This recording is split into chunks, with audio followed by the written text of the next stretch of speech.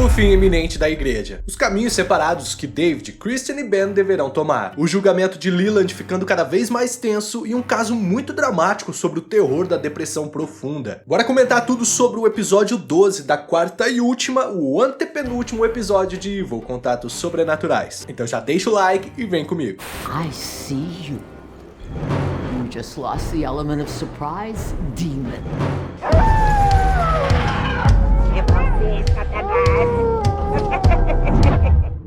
O episódio começa com eles fazendo mais referências ali ao cancelamento da série, com David dizendo que ele só tem mais 2 semanas e um zilhão de casos que ficarão pra trás. Então chega a irmã Andrea com um caso específico demonstrando uma certa urgência nele, e logo descobrimos o porquê. Paul Jr., o solicitante da ajuda dos 3 assessores da igreja, é filho do antigo amor nunca esquecido da irmã, que já foi mencionado algumas vezes na série e até abordado o sacrifício que ela teve que fazer pra deixar tudo isso pra trás. O amor da sua vida para se dedicar à igreja, a Deus. E a princípio eu achei o caso muito simplório para um antepenúltimo episódio de série, mas depois eu fui entendendo o quão dramático e denso ele é. Acontece que Paul, no caso o pai, o antigo amor da irmã Andrea, nunca superou o término, entrando em uma depressão profunda que o levou ao automorrimento. O caso principal do episódio é pautado nisso, na depressão e ao terrível ato extremo que ela pode levar. Aqui representado como um demônio que possui, que influencia, que se alimenta dessa triste condição até que você chegue ao limite. Só que mesmo muito do que Paul, o filho agora, passa, sendo uma dor reprimida da morte do pai, o gatilho mesmo é o automorrimento de Gregory, alguém que ele não conhece, que conheceu online e é exatamente igual a ele. Um famoso doppelganger, que é um termo dado a quem é absurdamente parecido contigo sem ter nenhum grau de parentesco, comumente relacionado a várias teorias conspiratórias mundo afora. Gregory possuía um vlog e parecia alguém muito feliz, mas aos poucos os seus vídeos foram ficando melancólicos, tristes. Claramente uma depressão profunda foi tomando conta do coitado até que ele transmitiu na internet o seu morrimento. Ver aquele alguém que era como olhar num espelho para Paul cometendo o ato ativou um gatilho muito profundo, fazendo ele acreditar agora que Greg estava o possuindo, fazendo ele agir e falar fora de controle toda a madrugada. É aí que entram David, Christian e Ben.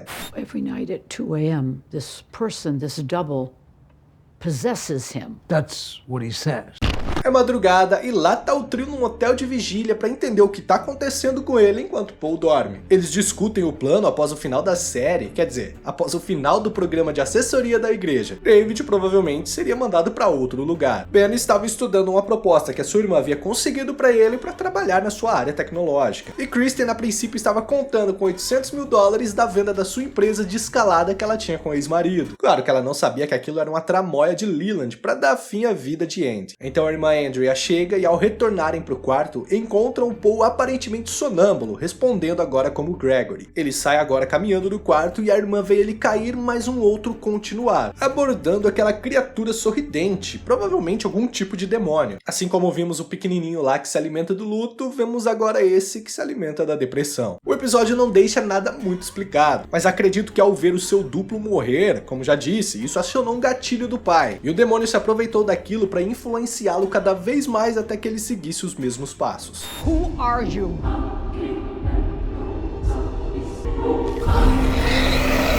Ben descobre uma forma de tentar ajudar Paul. Através de um site especializado em encontrar duplos, ele encontra outro exatamente parecido com Paul e Gregory, este realmente feliz e sem traços depressivos. Ben, David e Christian acreditam que mostrando aquilo pra ele, talvez faria com que Paul percebesse que não estava possuído, que ver Gregory morrendo, aquilo fez com que ele se visse morrendo também, assim como seu pai, como se aquilo fosse uma herança maldita, um destino do qual ele não poderia escapar. Mas esse outro duplo era feliz e ao ver aquilo, ele talvez poderia se libertar dessa ideia e voltar a ser também. Tudo parecia que teria um final feliz, até contactar a esposa. Contente de contar que finalmente estaria melhorando do que quer que estivesse acontecendo com ele, Paul descobre que naquela madrugada já havia entrado em contato com ela como Gregory, dizendo coisas terríveis pra ela, dizendo pra ela fazer coisas terríveis com os filhos. Nisso temos uma sequência confusa ali da irmã Andrea vendo o espírito do suposto Paul pai, o seu antigo amor, e ele não parecia parecia agir exatamente como um demônio, mas acredito que era o mesmo, apenas agora tentando influenciar a dor que a irmã carregava. A dor por tê-lo deixado, a dor insuportável de acreditar que ela era responsável pela sua morte. Era a hora do plano B, um exorcismo. Mas antes, outra coisa que é muito interessante no episódio é quando eles, quer dizer, Christian e Ben, resolvem pesquisar no site os seus próprios doppelgangers. E quando eles encontram, é de certa forma até bem emocionante, porque basicamente eles tinham a vida que eles sonhavam pra si, a vida que eles queriam ter. Ben encontra o seu duplo como alguém tendo uma vida familiar tradicional e feliz, um lar, uma esposa e um filho. Kristen primeiramente procura pelo do David, e encontra um duplo dele com que ela poderia ficar, com uma vida totalmente diferente, livre das amarras do clero, onde eles poderiam sim se tornar um casal. Depois ela pesquisa pelo dela e encontra uma versão sua simples e feliz, longe de toda aquela vida maluca, sentada, tocando e cantando como se não tivesse nenhuma preocupação ou ressentimento.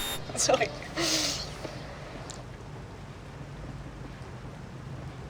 O exorcismo começa e é até bem rápido e emocionante. Depois de todo o clichê que já conhecemos do gênero, o demônio tenta persuadir Andrea dizendo ser o Paul pai, mas quando ele é vencido, vem à tona todo o sentimento de tristeza de Paul, filho, finalmente colocando pra fora a dor da perda do pai, a dor de achar que não tinha a menor importância pra ele. E o pai não amava, caso contrário, ele não teria feito aquilo, não o teria deixado sozinho quando ele mais precisava. E após algumas palavras de consolo da irmã, Paul acaba vomitando, talvez literalmente o demônio para fora do seu corpo, talvez simbolicamente a depressão. De qualquer forma, sua cura começava ali. Mas não pense que acabou. O bicho pegou e pegou muito no tribunal, no julgamento de Leland. O Dr. Kurt é chamado para testemunhar a favor de Leland. Quer dizer, não exatamente a favor, ele não precisava mentir, apenas atestar que Leland era praticamente um esquizofrênico, com toda aquela história de demônios, possessão, anticristo, etc. De qualquer forma, aquilo iria favorecer muito o seu caso, facilitando a sentença que eles queriam, o do tratamento psiquiátrico. Vale ressaltar também que o advogado de Leland, que tá servindo, de casca para um terrível demônio, chamado de o Grande Mal que chegou em Nova York, mostra sua verdadeira forma para Kurt para intimidá-lo a fazer o que eles queriam. Mas ao ver Kristen ali, sabendo tudo o que ela e a mãe passaram por causa de Leland, Kurt complementa o seu testemunho, dizendo que na sua opinião profissional, ele deveria ser mantido para sempre em uma instituição psiquiátrica por representar um risco real à sociedade. Pobre Kurt, aquilo certamente vai ter alguma consequência terrível para ele. O que se segue é uma verdadeira surra legal com Kristen apresentando diversas provas de tudo que ele fez. Desde o primeiro caso da série, onde Leland fez com que seu paciente fingisse possessão demoníaca no tribunal para acabar sendo julgado como necessitado de tratamentos psiquiátricos, assim como Leland quer agora, até a perseguição às suas filhas. E como se ele já não tivesse ferrado o suficiente, a acusação diz ter mais uma testemunha, Leslie, a mãe de aluguel do anticristo, que estava disposta a testemunhar para se livrar de qualquer acusação contra ela. They got Leslie to flee. Só que é claro que a coisa não seria tão fácil assim. Leland não iria cair sem atacar. Na verdade, o seu advogado demoníaco que não. Quando Leslie chega no tribunal, ele também mostra a sua verdadeira forma pra ela, deixando a coitada completamente apavorada. O juiz, vendo aquilo, pede uma pausa e a chama pra conversar ali particularmente no seu gabinete. Mas algo não cheirava bem e era enxofre. E após 4 temporadas, temos uma cena até pesada na série, uma decapitação. Ao ver que ela iria sim testemunhar contra Leland, mesmo após toda aquela intimidação, o juiz repentinamente pega uma espada e arranca a cabeça de Leslie. Depois descobrimos que era o demônio advogado quem estava por trás daquilo, nas suas próprias palavras, quando questionado por Leland. Toda alma tem seu preço. Faz sentido? Não muito. Não seria mais fácil ele mesmo ou algum dos seus homens terem dado a fim a Leslie antes mesmo dela chegar no tribunal? Seria, mas Enfim, como Leslie desapareceu, a sessão é adiada para outro dia, onde certamente deveremos ter algumas reviravoltas mirabolantes e a decisão final sobre Leland. You and your family will never see me. E o episódio acaba com um desabafo de David com a irmã Andrea. Ele diz se sentir mais perdido do que nunca. A tristeza que sente não só pelo fim do programa de assessoria, mas agora também pela venda do próprio prédio da igreja, mesmo ele se esforçando dia após dia para cumprir a vontade de Deus. Era como se nada daquilo tivesse importado, como se nada daquilo tivesse feito a diferença. Então a irmã senta com ele no piano, tocando o famoso acorde celestial, fazendo toda a sala se iluminar com uma luz extremamente forte, mostrando para David que ele estava ali com eles o tempo todo.